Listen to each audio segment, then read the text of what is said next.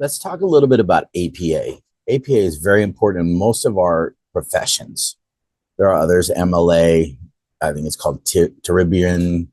There are Chicago. A lot of us use APA. APA is concise, which means you're going to use the limited amount of words to do something, along with the idea that anything that you're going to post is very simplistic in nature.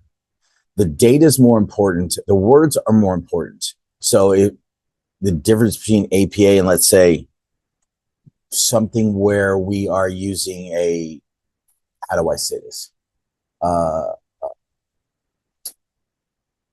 Writing in an English class on a certain paper on something about you, where you would add a lot of color to it. There is no color to APA.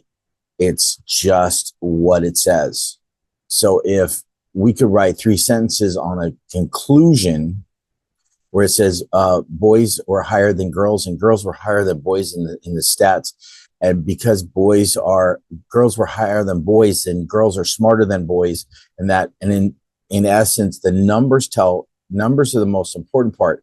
The conclusion is just you showing the reader that you know it, and you would say the girls' scores were higher than the boys' scores. It's self-explanatory. Thinking of this when you're talking about APA, everybody that's reading this is technically supposed to be a scholar in some way and understand it, or you're somebody that is learning, and the more that you see it, the better you get. APA citations, APA parenthetical and narrative citations, very short and sweet to the point, not a lot of stuff in there. Last name, comma, date, page number if it's a direct quote.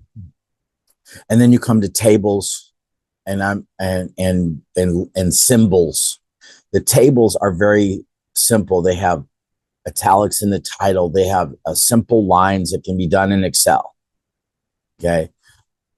If you're using SPSS, it comes out that way. It's very simple, but in Excel, you have to build the lines, and they're very simple. They're very direct, straightforward, no vertical lines, only horizontal lines, and they're very thin. It's not that hard, but it's all about how you're showing that you understand APA 7.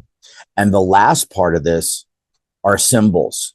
And as we move through the semester, APA has symbols such as mean, mode, median, and standard deviation, t-value, f-value, and they're all very important, and they're all italicized. So understanding those as you're going through the semester and doing this is extremely important for when you come to your dissertation project, your thesis, your doctoral dissertation, whatever it is that you're doing.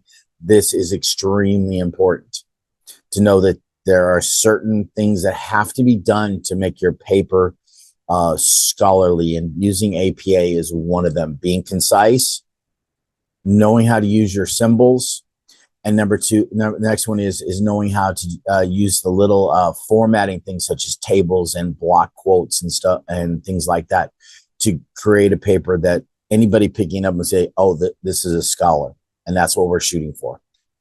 Have a great day.